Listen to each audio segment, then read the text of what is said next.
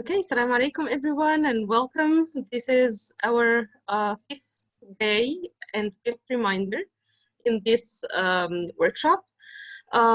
Before I go any further, I'd like just to announce that we are video recording. So if you do not want to be on video, please turn off your video, and please, for all of you, feel free to participate with us either in using the chat box or through audio. Today, as I said, is the fifth day. We took or witnessed with each other 4 days of this workshop. The very first day, we spoke about the lunar calendar or the Hijri calendar, and we spoke about Al-Ashhur al-Hurum, the sacred month in Islam. The second day, we spoke about Zulhijjah, and we focused on Zulhijjah being one of the sacred months in Islam, and we spoke about the virtues of the first 10 days specifically in Zulhijjah. Then the third day of this workshop, we spoke about the history of building Al-Kaaba and why Muslims head towards the Kaaba while they pray. Then yesterday we spoke about the story of sacrifice, Prophet Abraham and his son Ishmael, and the lessons we learn from it. Today, inshallah, we are going to focus on Hajj, pilgrimage, being the fifth pillar of Islam or the last pillar of Islam. Why Hajj, what pilgrims do, and we are going to focus on the very first ritual of Hajj today, which is Ihram. We will talk about Ihram, what does it mean, why people do Ihram when they are doing pilgrimage, and inshallah, we still have 3 more days to go. Tomorrow we'll be talking about another or focusing on another ritual of Hajj, which is Sa'i. The day after, we'll be talking about Yawm Arafah, the day of Arafah, and the last day in this workshop, we will be talking about Yawm al-Nahr or the Eid day, okay? As usual, participation is highly appreciated. I hope we will be on time this time, inshallah. And I hope today will be as interesting as yesterday's. So let's start. Okay, as I said, today we're going to speak about Hajj, being the fifth pillar of Islam. Prophet Muhammad sallallahu alayhi wasallam said or told us that Islam is built upon 5 pillars. Okay, بني الإسلام على 5. شهادة أن لا إله إلا الله وأن محمدا رسول الله, be witnessing that there is no God worthy of worshipping except Allah, and that Muhammad is his prophet, his messenger, and his servant. وإقام الصلاة, and performing the 5 daily mandatory prayers. وإيتاء الزكاة, and paying the obligatory charity. وصوم رمضان, and fasting the month of Ramadan. حج البيت لمن استطاع إليه سبيلا, and the last of the pillars is actually doing pilgrimage to Mecca, doing pilgrimage to Kaaba for whoever is able to do that financially or physically, okay? And why Allah subhanahu wa ta'ala said لمن استطاع إليه سبيلا, for whoever is able to do that, because actually Hajj since the dawn of history has been a tough journey to carry on, a tough thing to do. Back in the days, Hajj took many, many months because people used to travel on camels or whatever they were traveling or using to travel, camels or horses or whatsoever. They used to travel for so many months in the desert to reach Mecca and to do Hajj, okay? And for many of them, it was a lifetime journey, you know, like it happens only once in their lives. And some of them actually died on their way to Mecca, on the journey to Mecca. And even now, even those days, still Hajj is quite difficult in terms of financials. Like people, not everybody can afford the expenses of taking the journey to Mecca, okay? And as well, physically, doing pilgrimage requires lots of effort and requires you to be healthy in order to be able to bear all the rituals of pilgrimage. So that's why Allah subhanahu wa ta'ala said, لِمَنِ اسْتَطَاعَ إِلَيْهِ سَبِيلًا, okay? but it is still mandatory on every single Muslim who can actually physically and financially afford it. Okay, so it is obligatory. Okay, so if somebody has the ability financially and physically to do it, they must do it. It's a must. Hajj is performed during Shahr al-Hijjah, or the month of Zulhijjah, which is the last month in the Muslim calendar. And Hajj was mentioned in the Quran so many times. Allah subhanahu wa ta'ala in the Quran, in Surah Al-Hajj, there is a whole chapter in the Quran with the name Hajj, or pilgrimage. Allah subhanahu wa ta'ala, Surah Al-Hajj is chapter 22. And this ayah, the ayahs or the verse I'm going to recite are actually the verse 27 and 28.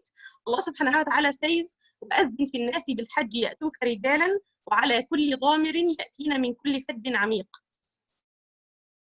Allah subhanahu wa ta'ala is telling Prophet Muhammad, call all people to the pilgrimage. They will come to you on foot and on every lean camel from every distant path.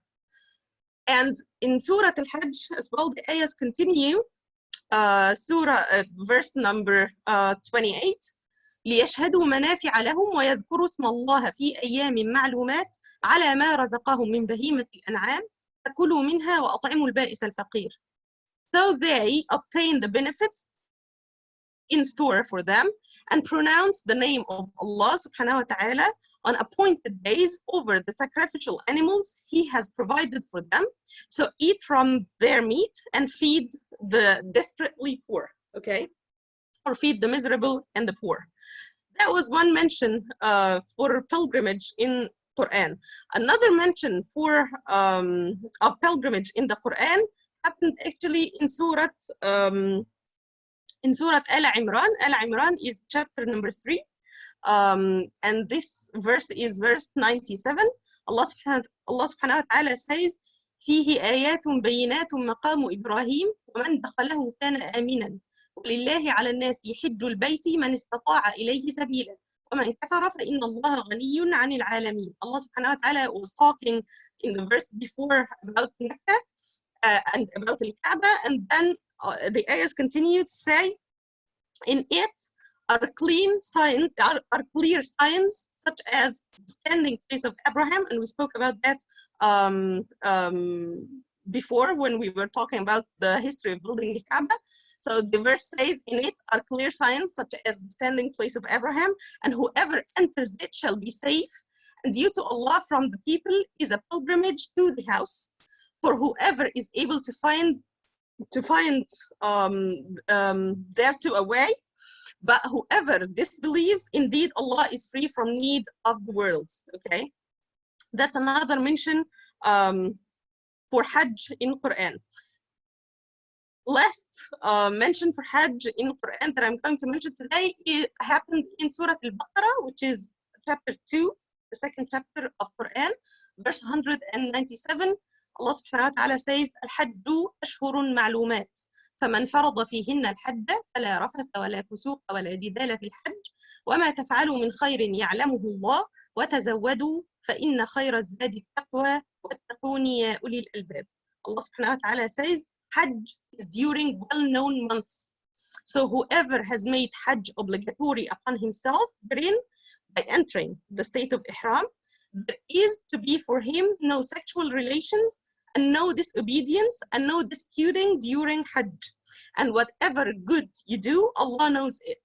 And take provisions, but indeed the best provision is righteousness and fear of Allah subhanahu wa ta'ala, and fear me, O you of understanding. So Hajj has been mentioned in the Quran several times, okay? And as I said, Hajj comes at the very end to complete the structure of Islam.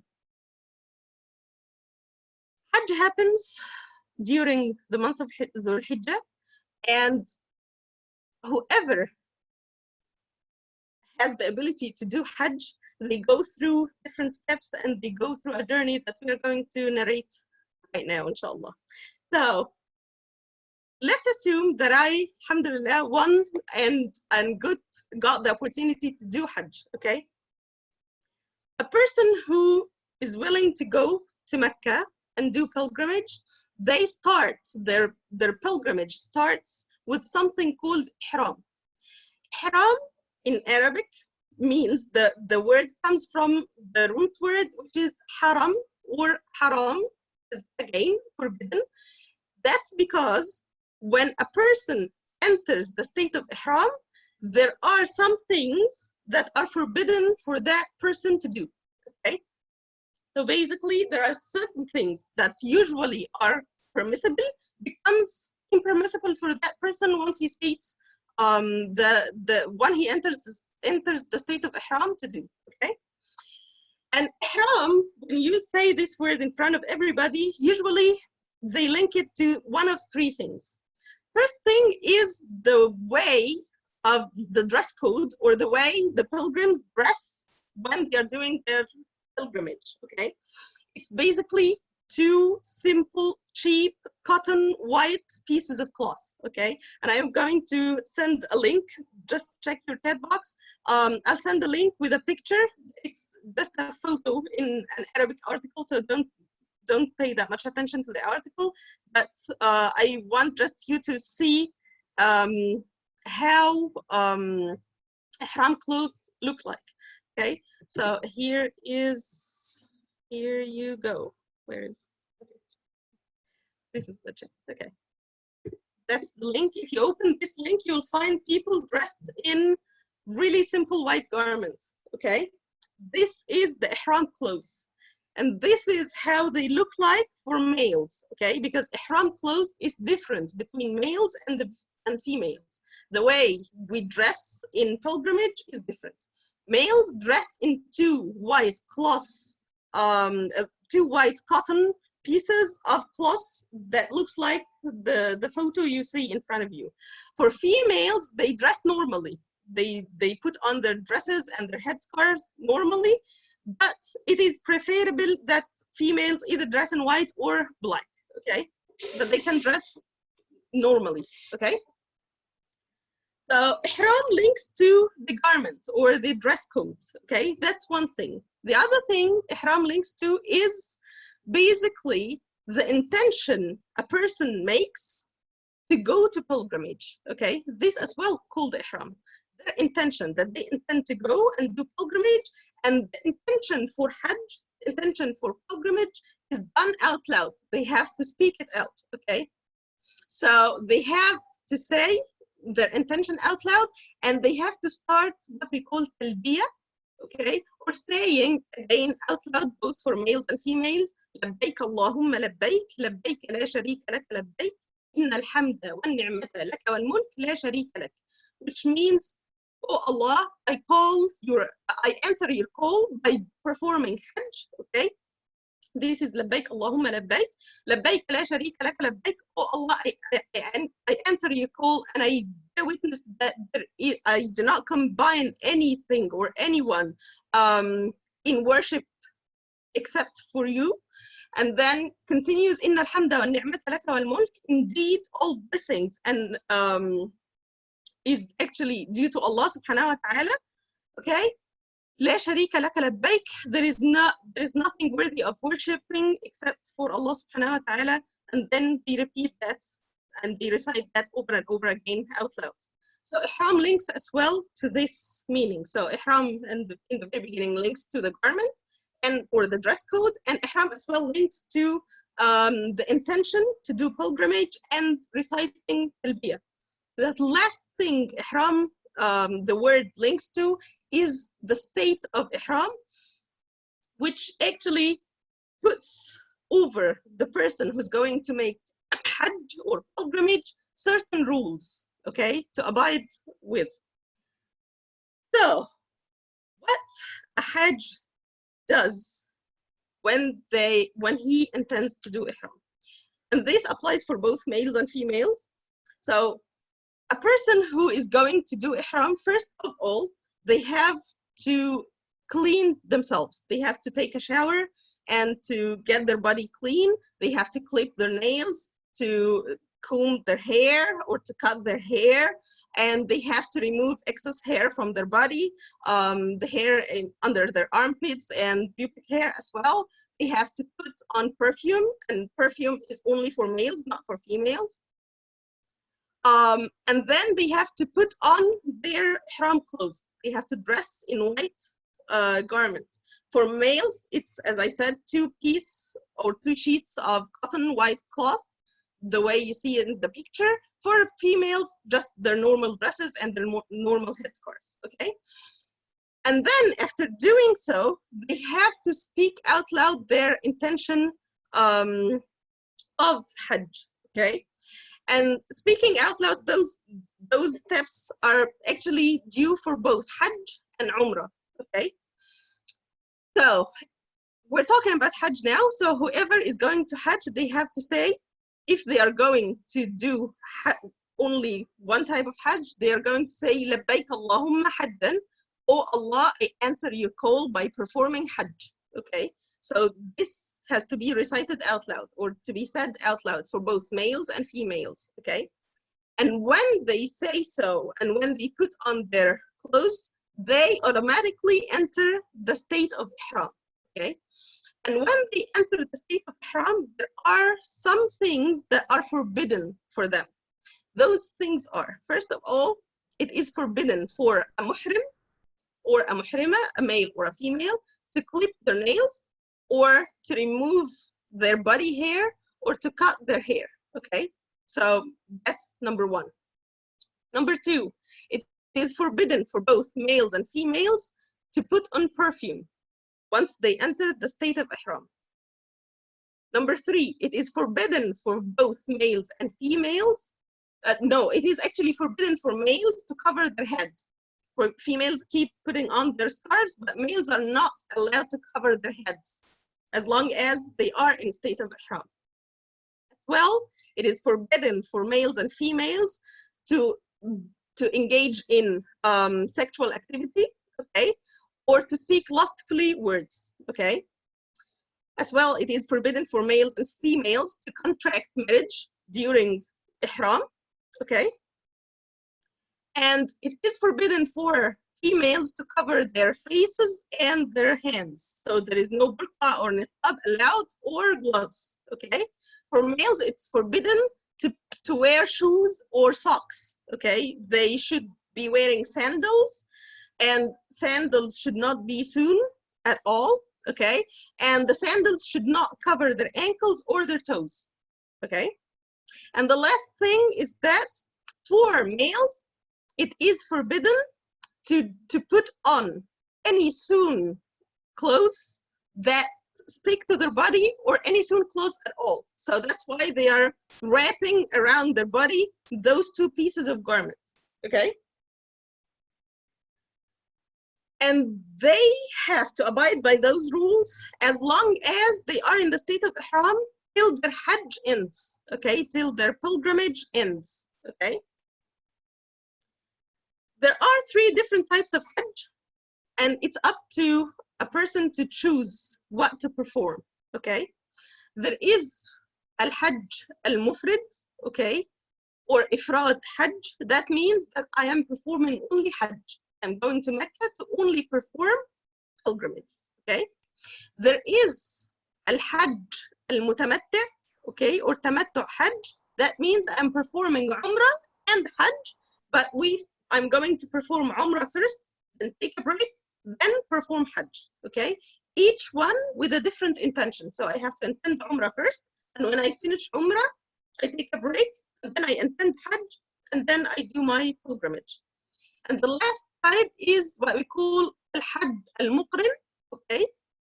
Or Hajj Al-Iqran, which means I'm combining both Umrah and Hajj all together in one performance, okay? Why I'm stating those differences? Because according to what kind of Hajj you're going to perform, there are a set of rules to follow, okay? Generally speaking, people, when they go to Mecca, they go there almost by the first day of the Hijjah. They do their tawaf, which is going around the Kaaba, or circumambulating the Kaaba 7 times, counterclockwise. And they start their tawaf or they start their rounds beginning with al-Hajar al-Aswad, or the black stone, until they reach al-Hajar al-Aswad. This is one round. And again, that's a second round, and so on 7 times, okay? And at the very first time when they start their very first round, they have to either touch or kiss or point to the black stone, okay? After performing tawaf, they pray 2 rak'ahs beside Maqam Ibrahim, or the foundation of Abraham, okay, which we spoke about in the history of building Kaaba. We said Abraham, alayhi salam, peace be upon him, stood on a huge piece of stone in order for him to complete the construction of Kaaba. Okay, so people are told to perform 2 rak'ahs, 2 rak'ahs of prayer next to that or at Maqam Ibrahim, and then they drink from Zamzam, the water of Zamzam, or the well of Zamzam. Then they go to, they travel, they leave Mecca, and they go to another place, which is Arafat, or Mount Arafat. It's a mountain, and actually that happens on the 8th day of Zulhijjah. The actual Hajj ritual is actually standing on Arafat, and we are going to talk about that in details when we come to Arafat, inshallah. So I'm not going to go into any details today, except for Ihram, because there are lots of details to cover when it comes to Hajj. But I will stick to what matters for me today, inshallah. Okay. When they go to Arafat, they witness the day there, and then they go to another place after that, which is called Al-Muzdalifah. And then after spending some time in Al-Muzdalifah, they go to Mina. That's a place when stoning happens, and they slaughter their sheep, and that's on the first day of Eid, okay, which is the 10th day of Zulhijjah, okay? Then they go back to Mecca doing tawaf and doing sa'i. Sa'i is basically walking through or between 2 mountains, As-Safa and Al-Marwa, and we are going to talk about that tomorrow, inshallah. And then the rest of their journey continues. They go back to Mina for another stoning, and then they end the Hajj, okay? I will put right now in the chat box, and I will send that to Kim so she can forward that later on, inshallah, a video, a really nice and short video, an animation on the different steps of Hajj, with the different types of Hajj as well. The entire video is done in Arabic, but the caption is in English, okay? So it's very clear and very simple, and it's nice to see. I'll just post the link for you right now, and you can watch it later on, and I will send it to Kim as well so she can forward it to you. This is the video. I put the link in the chat box, okay? Great. Now what I want to focus on today, why people put on that kind of dress, those 2 white cotton simple pieces of cloth, while they're doing their pilgrimage. Why couldn't we just go and do and perform Hajj in our own clothes? What do you think? Give me some thoughts. There is no right or wrong, just share some thoughts.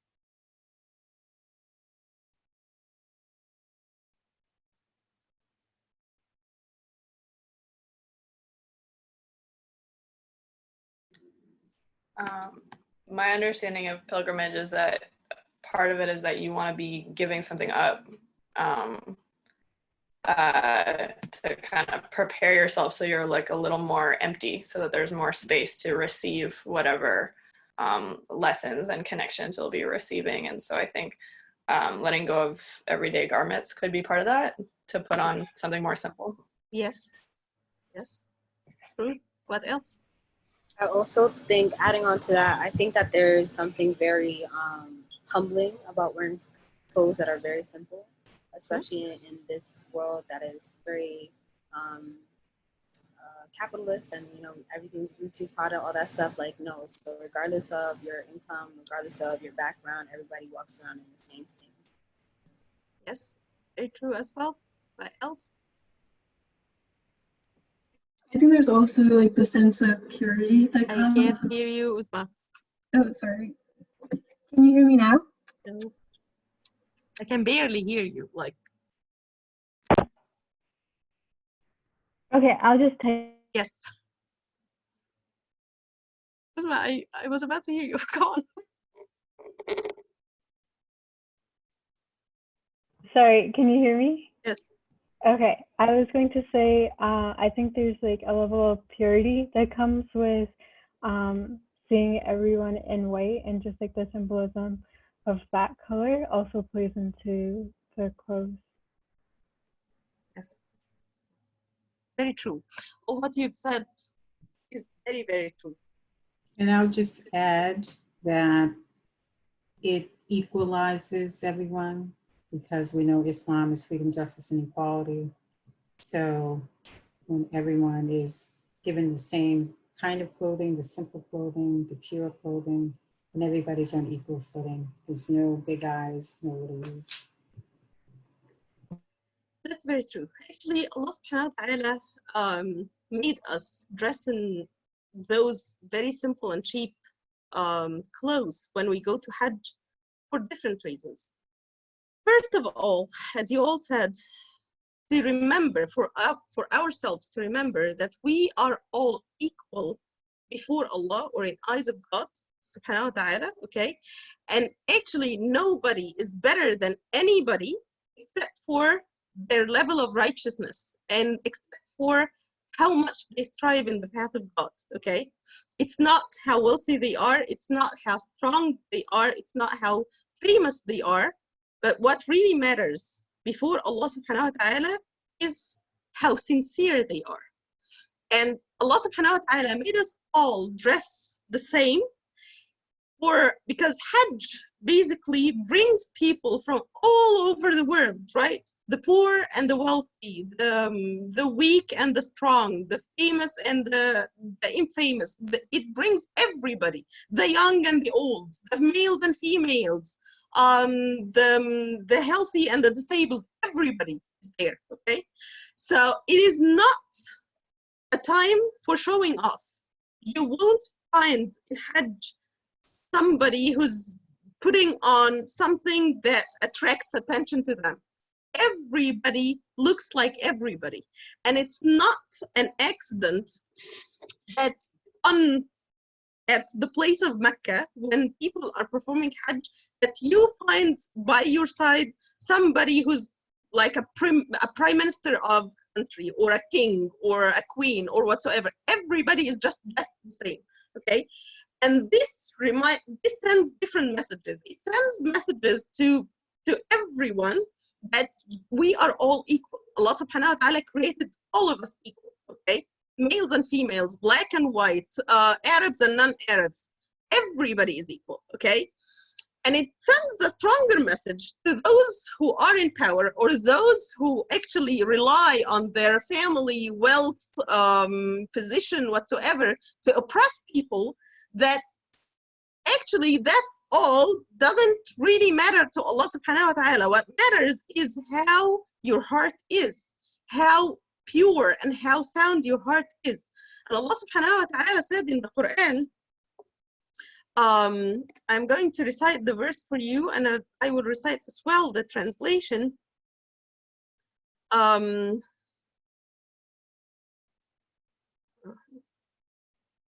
إلا من أتى الله بقلب سليم.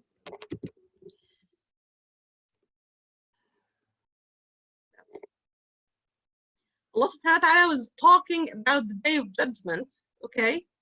And he said that the day of judgment is the day where no money, no wealth, and no family would help somebody except that he comes to Allah subhanahu wa ta'ala with a sound heart, okay? This is all that matters, okay? So it reminds us that while putting on those simple clothes, and when you cannot differentiate between people and you cannot tell who is who, this reminds us that we should focus on our hearts, and we should focus on our good deeds, and we should focus on our sincerity, okay? Because this is the thing that matters actually. That's one thing. The other thing that the Ihram clothes reminds us with is that those clothes actually are just a copy or similar, very similar to the clothes that we dress our corpse in. When a Muslim person dies, we, after washing them, we wrap them into, again, white, cheap cotton pieces of cloth, just exactly the same as the pieces of cloth that we perform Hajj in, okay? So when we are putting this clothes on, we keep in mind that all of us, every single person of us, is going to departure one day. We're going to leave this worldly life one day. This is not our destination. The life we're living in right now, this is not the final destination. And actually, this is not a place where we are supposed to enjoy the different blessings of life. This is a place where we are here to be tested. This worldly life, this dunya that we're living in, is a place we are being tested in.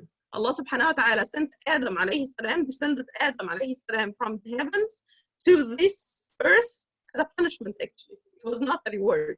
Okay, when he disobeyed Allah subhanahu wa ta'ala, Allah sent him down as a punishment for him. This dunya, this very dunya, or this very life that you find so many people fighting over, okay? This is a punishment. This is not our final destination. And to keep in mind that we are here to be tested by God, and we're not here to test God. Some people maybe sometimes come and say, okay, I am going to do all my parts when it comes to being a good servant of Allah subhanahu wa ta'ala. I will pray, I will do my zakah, I will be as good as possible, and then I am going to make dua and ask Allah for something or supplicate to Allah and see if Allah is going to give me that or not. As if they are testing Allah's mercy and as if they are testing Allah's blessings.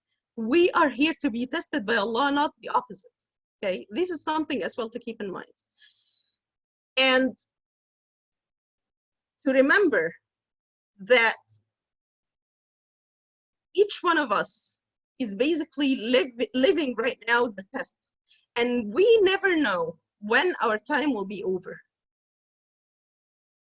The test might be over at any time.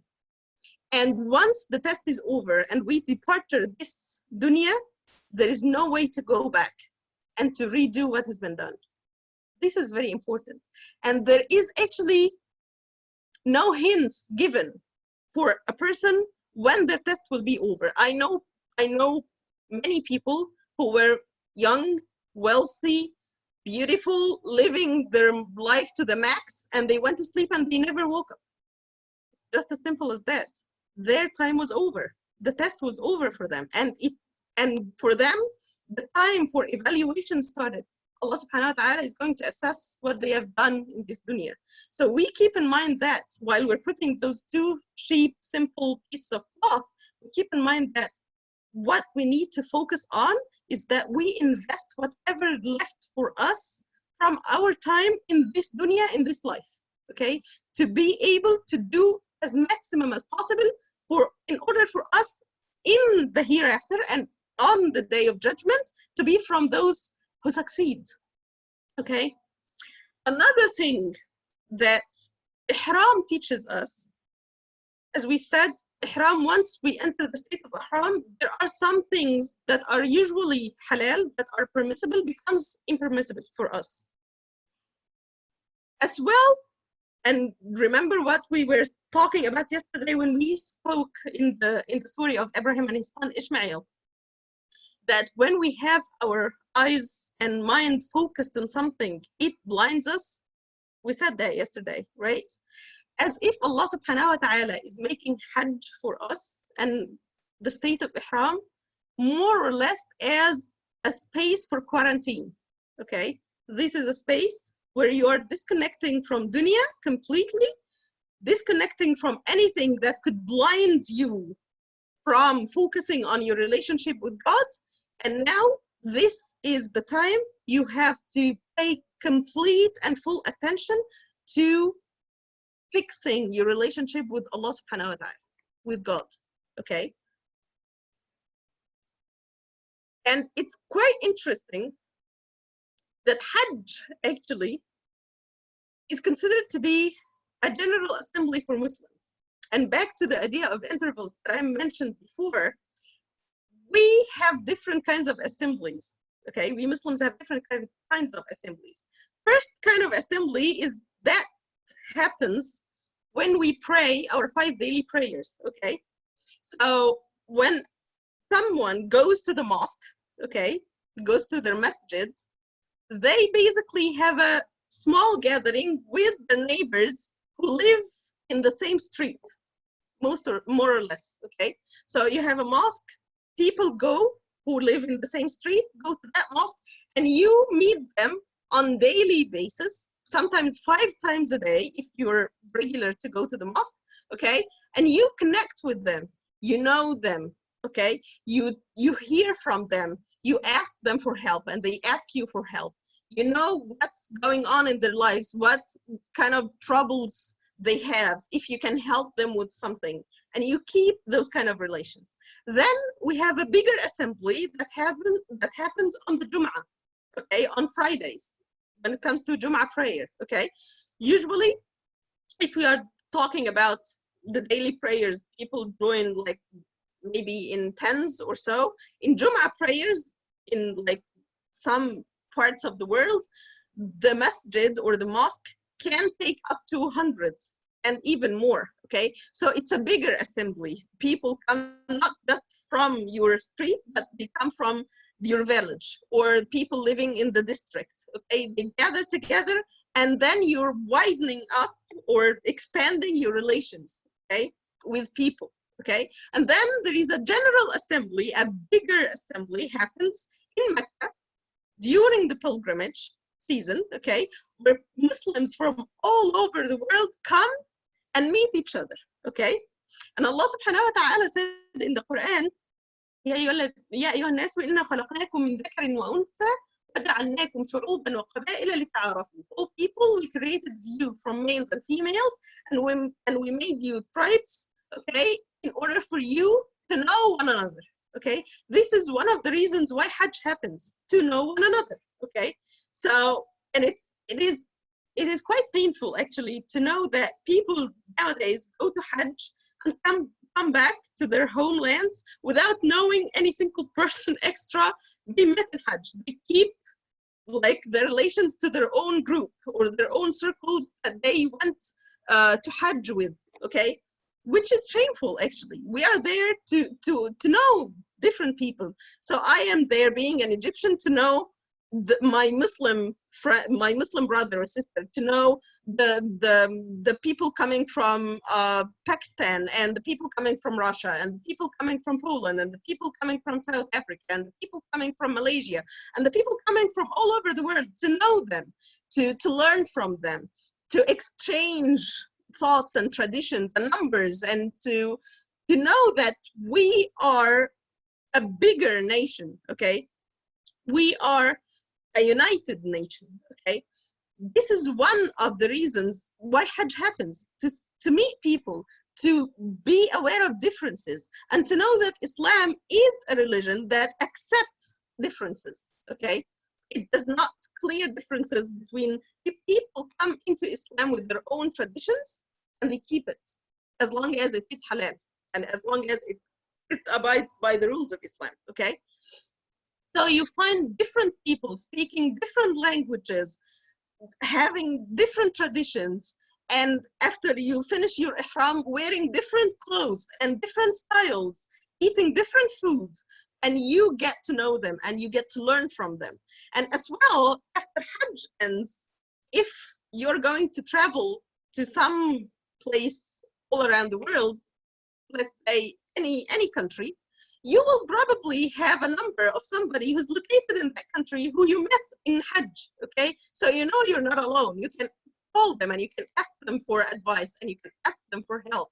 And you know you have support in a different place in the world.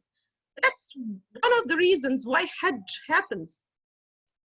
Another thing is that to realize, as I said, that there is no privilege for an Arab over a non-Arab, or for a white over a dark-skinned or black, except for being more righteous. And that's what Prophet Muhammad ﷺ said. لا فضل لعربي على أعجمي إلا بالتقوى. There is no privilege for an Arab over a non-Arab except with righteousness and piousness, okay?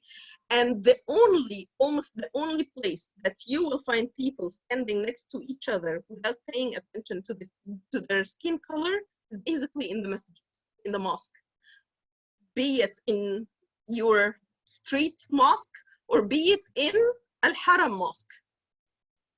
Every single body is just standing next to each other, not caring about anything except for Allah subhanahu wa ta'ala. They are focusing on the relationship with Allah subhanahu wa ta'ala. Okay. Those clothes that we put on during Hajj basically teaches us humbleness. It breaks one's ego. It forces a human to be humble. It forces a human to reassess the relationship with their fellow humans, okay? And as well to fix the relationship with Allah subhanahu wa ta'ala. And to realize that the successful person is the person who focuses his eyes and put the target to be Allah subhanahu wa ta'ala and Allah's acceptance, okay? Not any other thing in this dunya. That's basically what I have for today about Ihram being the very first ritual that's done by pilgrims during pilgrimage. Tomorrow, inshallah, we're going to focus again on Hajj rituals, and we will take another ritual, which is Sa'i, or walking, or fast walking between Safa and Marwa. And actually, tomorrow is one of my favorite, again, days of this workshop, because tomorrow we'll be talking about how Islam glorifies the status of women from the Hajj rituals. And we're going to tell the story of Hajar and her son Ishmael. By the way, I just realized yesterday I made a mistake, which I didn't, I just made a mistake and I wasn't aware of it till today. In the story, I said that Ibrahim alayhi salam didn't have a son because Hagar was barren. No, it was Sarah, his first wife, who couldn't give him a son. Her name was Sarah, not Hagar. And Hajar actually is the wife who gave him Ishmael. Okay, and we are going to tell her story tomorrow, inshallah. It's a very, very interesting story, I promise, and it's going to be a unique session tomorrow, inshallah. That's all for now. I hope it was beneficial for you, and I just open the platform for questions, thoughts, comments, feedback, anything. I have a question. I was wondering if you could speak a little bit more to the difficulty. You mentioned in the beginning the difficulty of Hajj, and I've heard that also from my friend who went recently. It was like, oh, it was so hard for him as well. So I was wondering, was it designed to be that way, or is there a reason why, like, or is it just like people's like opinions of like, okay, you know, this experience is just hard? Like, I was wondering if you could just speak a little bit more about that and what may be contributing to, or what may be the lessons as part of the challenges that come with Hajj. Okay. Well, Hajj is difficult because it requires lots of physical activity, okay? And Hajj is done in a place where it is super hot. It's in Mecca, in a desert, okay? So it is difficult, like in the first place, okay? Like the structure, how it is structured, it is difficult. So that's why I say it is difficult right now, because the effort, the physical effort you have to pay during pilgrimage, just the tawaf, the like circumambulating the Kaaba itself is difficult. You know, we go 7 times around the Kaaba, and then you leave Mecca and go to Arafat.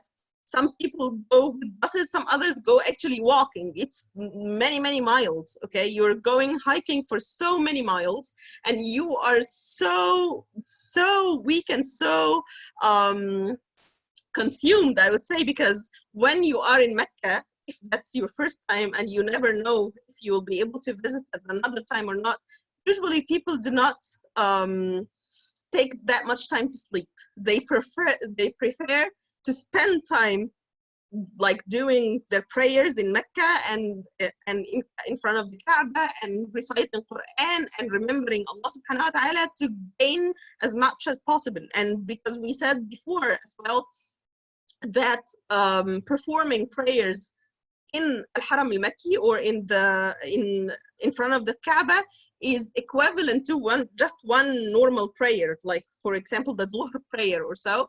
One prayer performed in front of the Kaaba, okay, equals 100,000 prayers anywhere else. Okay, so that's a lot. That's a lot of rewards. Okay, so people are there just to hunt every single minute. So they don't sleep as much. And as well, they are required to go hiking and to move from a place to another. And it's after each other. So they leave Mecca and go to Arafat on the 8th day. And by the end of Arafat, when it's Maghrib time, it's a must to leave Arafat and go to Muzdalifah, okay? And to spend there just a few hours, and then they have to leave Muzdalifah and go to Mina. So everything is timed, and they need to finish things in time in order for their Hajj to be valid. There are, when it comes to pilgrimage, there are obligatory parts of pilgrimage that you must perform, otherwise your Hajj is void. And those are 4 parts, basically doing tawaf, circumambulating the Kaaba, and standing at Arafat, or standing on Mount Arafat, and sa'i, walking between Safa and Marwa, okay, and what we call tawaf al-ifada, okay. So those are the 4 obligatory parts. It is a must that every single pilgrimage do them, okay. Then there are other parts which we call wajib parts, or things that should be done, but if you forget to do them or you dropped any of them, you have to compensate that with a sacrifice, as a sheep that you're going to slaughter, okay. And then there are other parts which are sunnah, just because Prophet Muhammad ﷺ did, we are copying him. And the most complete Hajj is Hajj that combines all of these. Like, you do not leave any of these. And people, when they go there, they are very keen on completing their Hajj, like doing it as complete as possible. So that requires effort, that requires physical effort. That's why it is hard, especially when Hajj comes during the summer seasons. And actually Saudi Arabia, or the Arabian Peninsula, is very hot weather. The weather is really, really hot there. So it's an extra challenge upon the physical challenge that you have already. Another challenge is the finances, okay? How much you're going to pay for the visa. Unfortunately, today we have to pay for visas. Back in the days, you didn't have to pay for anything at all before the Arabian Peninsula becomes the Saudi kingdom, okay? It is not supposed to be so. Like, Hajj is supposed to be offered and available for any Muslim who is willing to do it, okay, without any constraints. But anyways, so nowadays we have to pay for visa, we have to pay for the tickets, the flight tickets, that's extra cost. You have to pay for the hotel you're going to sleep at. People do go and sleep at hotels, otherwise you have to have your own tent and sleep, which makes it extra harsh for people to sleep in a tent, okay? That's not conditioned. And you have expenses, you have to pay for your food, and you have to pay for different things, okay? So that's what makes it hard nowadays. Of course, back in the days, as I said, some people used to die on their way to Hajj, actually. They didn't witness the whole thing. They just sat off, and in the middle of the way, they died. And that was not something that's rare. That's something that was very common back in the days. And generally speaking, this dunya, the life we are living in right now, the worldly life, is meant to be challenging and is meant to be hard because it is a test. Okay, so, and it is a test that Allah subhanahu wa ta'ala is going to see who is going to fail the test and who is going to succeed. Okay, so a test is not supposed to be easy. A test is supposed to be challenging. And that's why we all go through different tribulations and hardships throughout our life. Okay, so I hope this answered parts of your question. Did it? Yeah, it did. It did. Thank you. Assalamu alaikum. You're welcome. Okay, any other thoughts, comments? I was wondering what you said about how people don't get to know each other outside of the group that they arrive with. Is that because of the virus right now? Is that the No. That's Oh, unfortunately really? how people became. Oh, so just like the alienation of like Yes. humans Yes. now? Man, Yeah, unfortunately, back Yeah. in the days, like in the very like in the time of the Prophet and the time of the companions and the people who succeeded the Prophet, it wasn't like that. People used to just open to one another and to know each other and to like to get in touch, to have some sort of connection. Right now, unfortunately, this is how humans became right now. Even within the same building, you don't know who your neighbors are. So although we are expected to know each other, but people do not. So that's how it is. But there are others who get this benefit, and there are others who actually approach other groups of Muslims and they speak to them. This is not how it is supposed to be. It is supposed to be that it is an opportunity for connection, and it is an opportunity for people to know each other. Yeah. Thanks.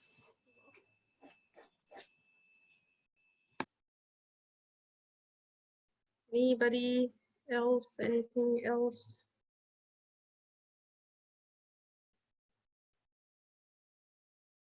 All right, I advise everybody to see that video that I posted.